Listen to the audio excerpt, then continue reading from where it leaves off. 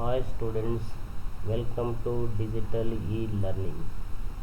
In this session, we have to discuss about the method of remuneration of the labor. In last class, we have discussed and student learned to maintain discipline, regularity, and punctuality in the factory.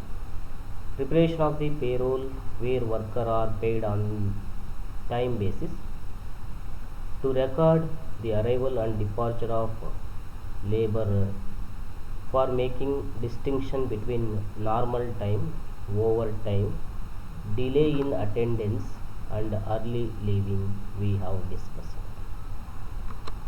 In this session we have to discuss different time rate system. Time rate system. Workers are paid according to time for which they work. Payment may be on hourly basis, daily basis or monthly basis. In this system, no consideration is given to the quantity or quality of work done. When payment is made on hourly basis, for calculation of the payment formula, wages equals hours worked and rate per hour or days worked into rate per hour. In this system we have to calculate for workers to paid according to the time which they have worked on hourly basis, monthly basis and daily basis. There is no consideration for quality and quantity in the system. ಇದರಲ್ಲಿ ಸಮಯ ದರ ವ್ಯವಸ್ಥೆ. ಕಾರ್ಮಿಕರಿಗೆ ತಾವು ಕೆಲಸ ಮಾಡುವ ಸಮಯಕ್ಕೆ ಅನುಗುಣವಾಗಿ ವೇತನ ನೀಡಲಾಗುತ್ತದೆ. ಪಾವತಿಯ ಗಂಟೆ ದೈನಂದಿನ ಅಥವಾ ಮಾಸಿಕ ಆಧಾರದ ಮೇಲೆ ಇರಬಹುದು. ಈ ವ್ಯವಸ್ಥೆಯಲ್ಲಿ ಮಾಡಿದ ಕೆಲಸದ ಪ್ರಮಾಣ ಅಥವಾ ಗುಣಮಟ್ಟದ ಬಗ್ಗೆ ಯಾವುದೇ ಪರಿಗಣನೆಯನ್ನು ನೀಡಲಾಗುವುದಿಲ್ಲ. 1 ಗಂಟೆ ಆಧಾರದ ಮೇಲೆ ಪಾವತಿಯನ್ನು ಮಾಡಿದಾಗ ನಾವು ಈ ರೀತಿ ಫಾರ್ಮುಲಾವನ್ನು ಕ್ಯಾಲ್ಕುಲೇಟ್ ಮಾಡಲಾಗುತ್ತದೆ. Wages equals worked hour and rate per hour or days worked into rate per hour. ಈ ರೀತಿ ಕ್ಯಾಲ್ಕುಲೇಟನ್ನು ಮಾಡಲಾಗುತ್ತದೆ. ನೆಕ್ಸ್ಟ್ ಎರಡನೇದು straight piece rate method. The method reward employees based on their output. A fixed rate of wages is paid for each unit produced or a number of operation completed or job completed. The wages payable is calculated by the multiplying the number of piece produced by wage rate. Formula: wages equals rate per unit into number of unit produced.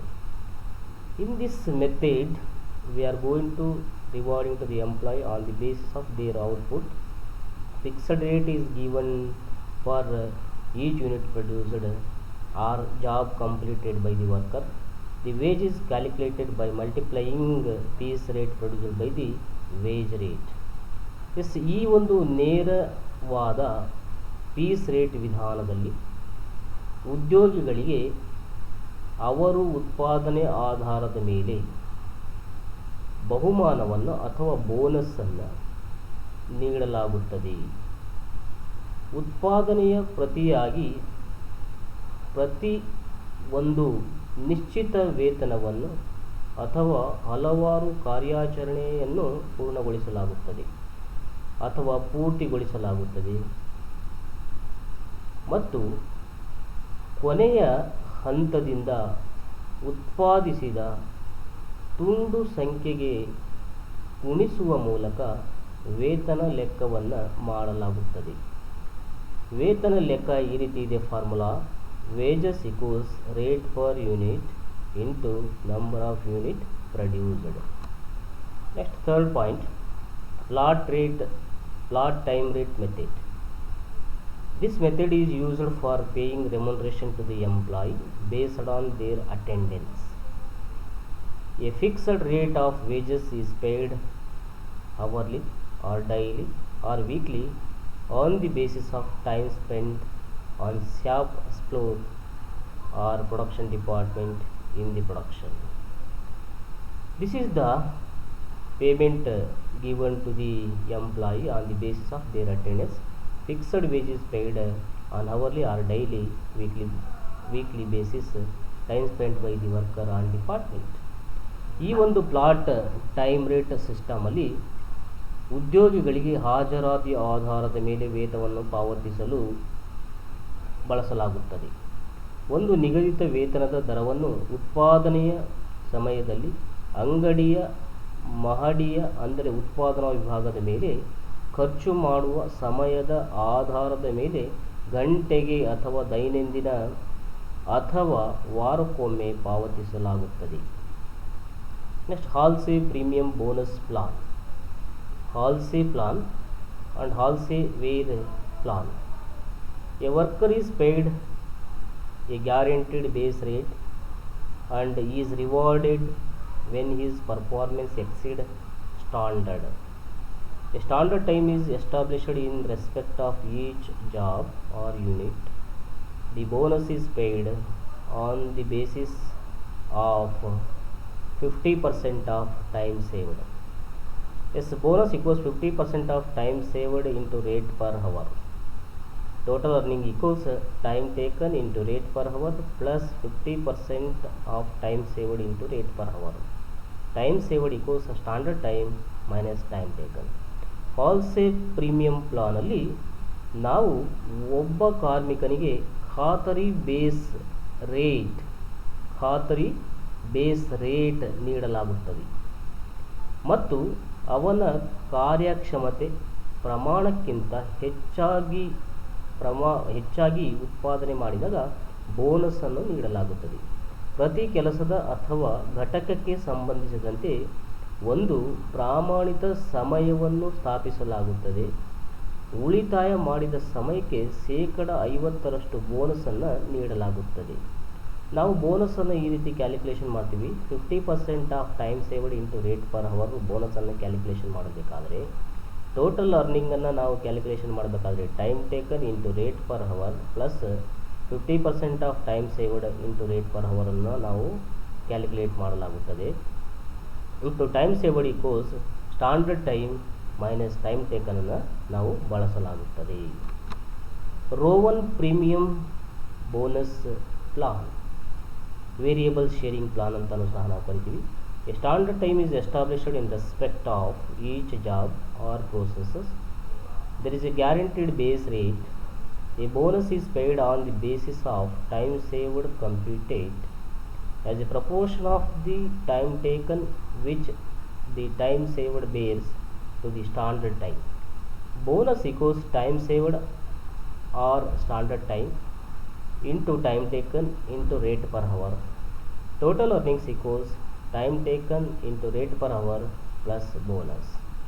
Rowan premium bonus ಪ್ಲಾನಲ್ಲಿ ಪ್ರತಿಯೊಂದು ಕೆಲಸದ ಅಥವಾ ಪ್ರಕ್ರಿಯೆಗೆ ಸಂಬಂಧಿಸಿದಂತೆ ಒಂದು ಪ್ರಮಾಣಿತ ಸಮಯವನ್ನು ಸ್ಥಾಪಿಸಲಾಗುತ್ತದೆ. ಅದರ ಆಧಾರದ ಮೇಲೆ ಖಾತರಿ ಇದೆ. ಒಂದು ಬೋನಸನ್ನು ನಿಗದಿತ ಸಮಯಕ್ಕೆ ತೆಗೆದುಕೊಂಡು ಸಮಯದ ಅನುಪಾತಕ್ಕನುಗುಣವಾಗಿ ಲೆಕ್ಕ ಹಾಕಲಾದ ಸಮಯದ ಮೇಲೆ ನೀಡಲಾಗುತ್ತದೆ. ನಾವು ಬೋನಸನ್ನು ಕ್ಯಾಲ್ಕುಲೇಷನ್ ಮಾಡಬೇಕಾದ್ರೆ ರೋವನ್ ಪ್ಲಾನಲ್ಲಿ bonus equals time saved into time taken into rate per hour calculation ಮಾಡಬೇಕಾಗುತ್ತೆ. ಟೋಟಲ್ ಅರ್ನಿಂಗನ್ನು ಕ್ಯಾಲ್ಕುಲೇಟ್ ಮಾಡಬೇಕಾದ್ರೆ time taken into rate per hour plus bonus. Next Taylor differential piece rate method. A lower piece rate is payable to inefficient worker and higher piece rate is payable to the efficient worker. It will be seen that there is a great difference between the wages of an efficient and inefficient worker. Here Tyler what going to say is lower price for the inefficient labor and higher price for the efficient worker will be given. ಈ ಒಂದು tailor differential piece rate ಸಿಸ್ಟಮಲ್ಲಿ ಕಡಿಮೆ ತುಂಡು ದರವನ್ನು ಅಸಮರ್ಥ ಕಾರ್ಮಿಕರಿಗೆ ಮತ್ತು ದಕ್ಷ ಕಾರ್ಮಿಕರಿಗೆ ಹೆಚ್ಚಿನ ತುಣುಕಿನ ದರವನ್ನು ಪಾವತಿಸಲಾಗುತ್ತದೆ. ಒಬ್ಬ ದಕ್ಷ ಮತ್ತು ಅಸಮರ್ಥ ಕಾರ್ಮಿಕರ ವೇತನದ ದೊಡ್ಡ ವ್ಯತ್ಯಾಸವನ್ನು ಕಂಡುಹಿಡಿಯಲಾಗುತ್ತದೆ. Yes, student here learn reward for the labor and service rendered. All the business organization should have proper method of remuneration for the employee. Remuneration for the labor is wages. A worker put effort and get wages in exchange for that. Here student going to learn, yes, bonus and labor reward is given to the workers on the basis of their efficiency and on the basis of their work method. Thank you very much.